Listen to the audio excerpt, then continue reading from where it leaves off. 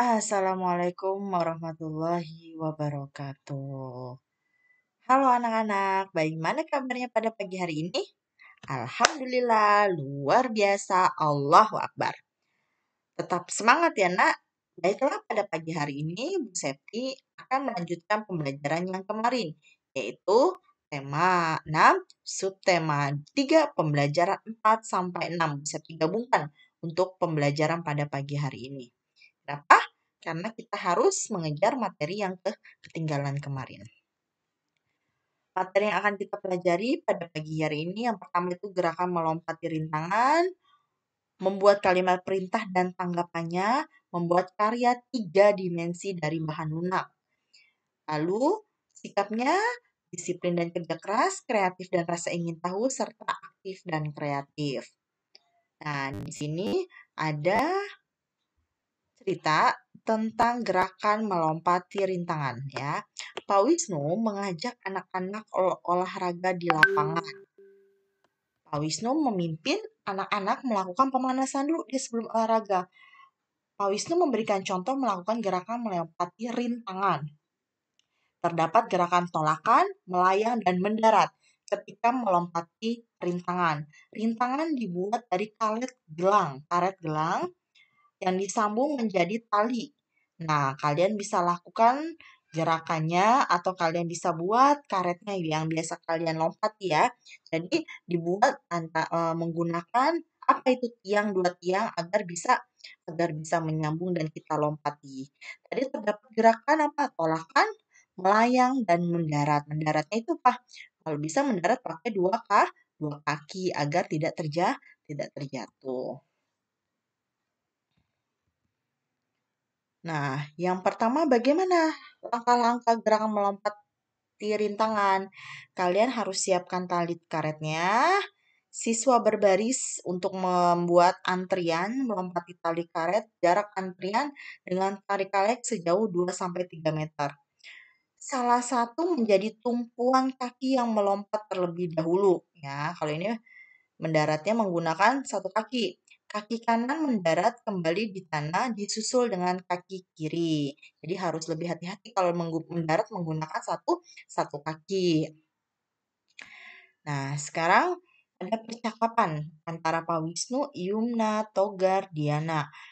Pak Wisnu, kemarin hujan deras di sekolah. Halaman sekolah menjadi sangat kotor. Ayo anak-anak, kita kerja bakti membersihkan sekolah.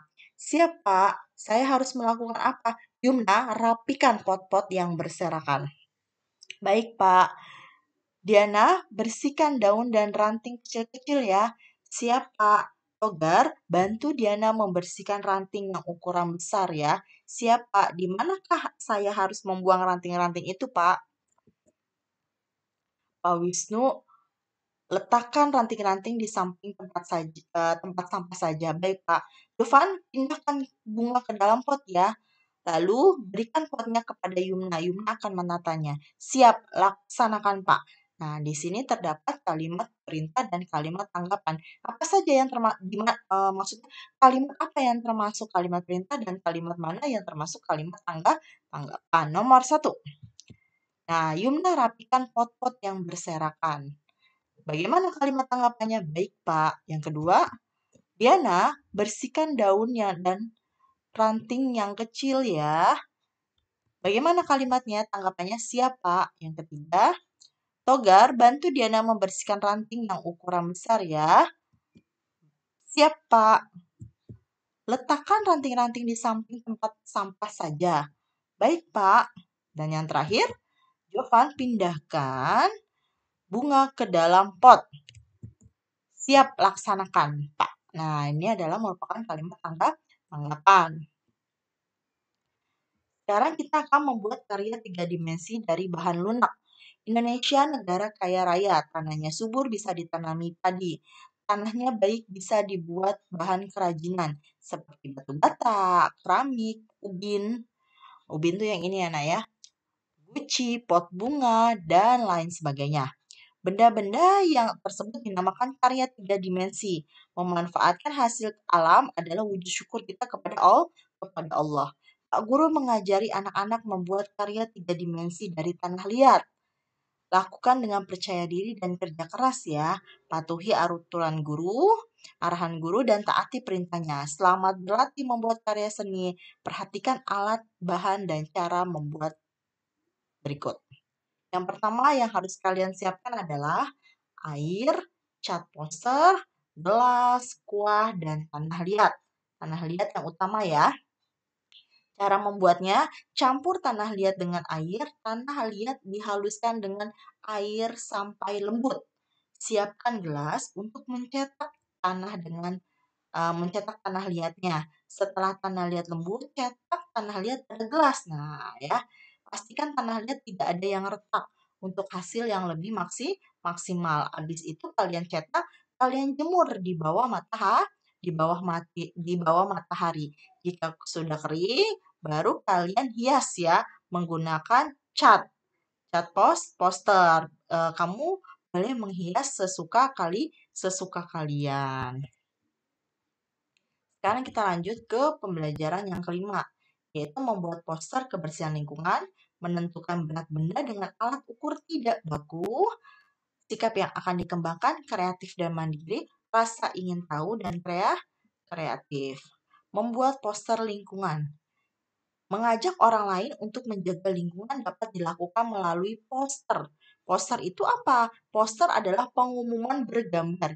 Isi poster adalah gambar dan tulisan. Jadi kalau ada gambarnya, ada tulisannya, itu disebut poster. Gambar tulisannya itu dibuat menarik agar orang tertarik bacanya.